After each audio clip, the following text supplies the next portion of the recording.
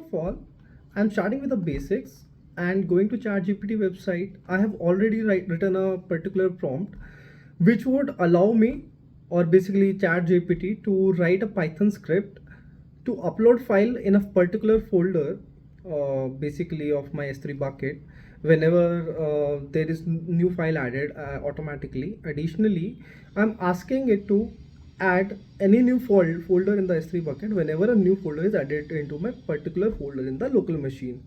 Also upload its file as well. So that's kind of a basic functionality I'm going through in the start. All right. So this is kind of a prompt which is coming into the Chat GPT currently running.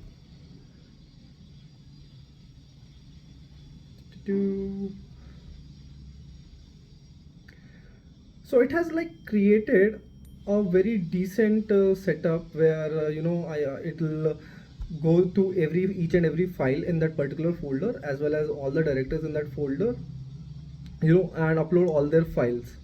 Additionally, it'll add some sleep time as well, right? So that's the basic kind of font it went for.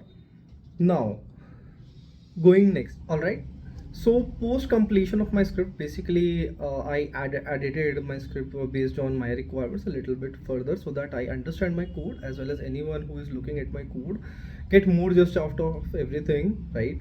As well as a couple of things which ChatGPT did miss. So like for example, the logs and all. So this is how my script looks like.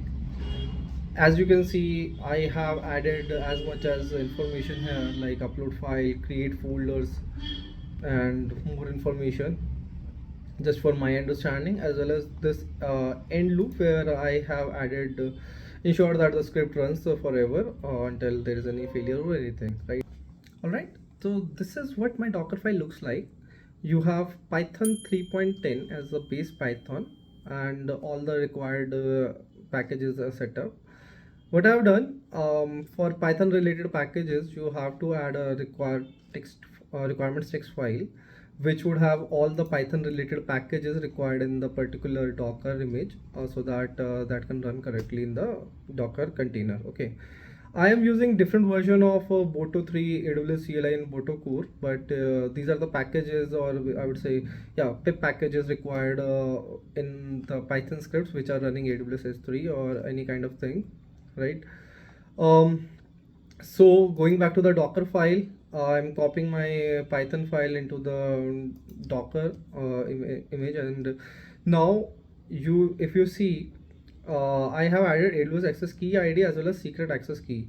So whenever your AWS CLI is set, right, this environment variables needs to be set, and you get these environment variables whenever you create an IAM user and create their security access credential, so that that particular IAM user credentials are used for uploading your data into an S3 bucket.